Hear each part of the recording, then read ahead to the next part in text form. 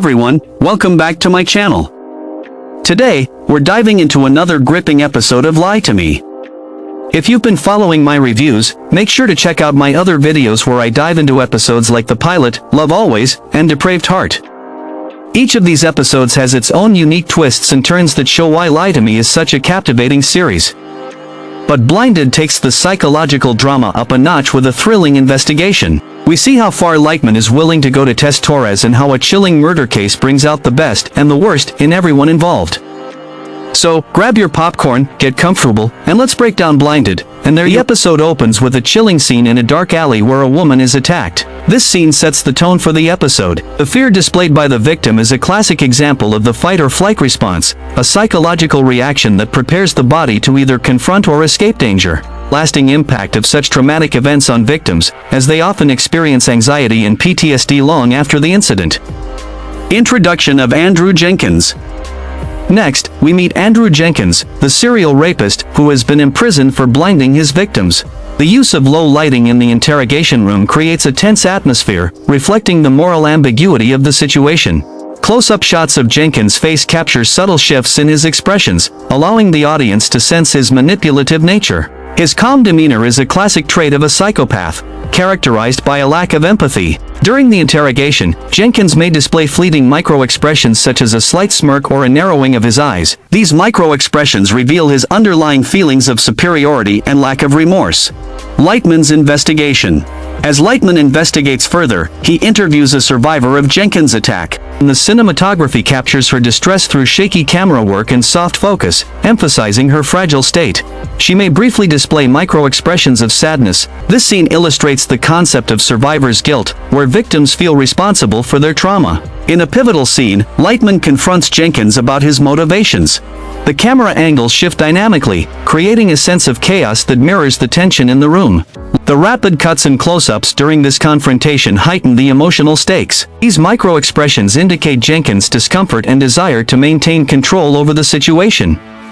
But Lightman's confrontation reveals the psychological concept of projection, where Jenkins projects his own fears and insecurities onto others.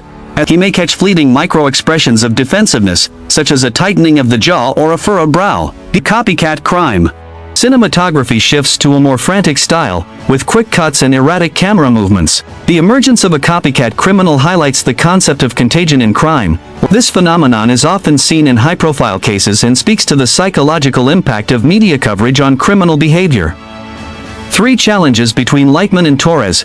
1. Ethical dilemmas. He places her in scenarios forcing her to navigate the tension between ethical integrity and loyalty to the team. For instance, Lightman asks Torres to lie to other investigators, which makes her question the moral implications of their work.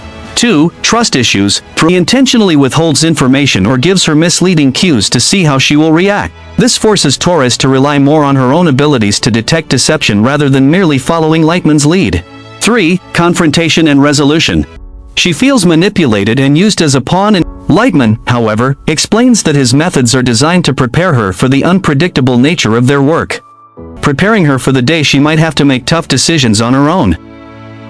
How Lightman defeated the prisoner.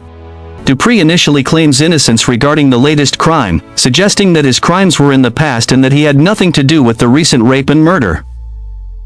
How can you know that? I can know that because he's fantasizing about past actions. You want to look for somebody who's making plans for the future. Triggering a response. To get a reaction from Dupree, Lightman mentions details of the recent crime, including specifics that were not released to the public. Dupree's reaction gives Lightman the insight he needs. Dupree shows a flash of recognition and a brief smile, indicating he knows about the crime. This reaction suggests that Dupree is aware of the killer or had some influence over the crime. No. I'll take that as a yes then. Murder's all over the news. He's even got a nickname. He's the capital killer. Lightman suggests that someone else might be out there copying Dupree's crimes, trying to undermine his reputation.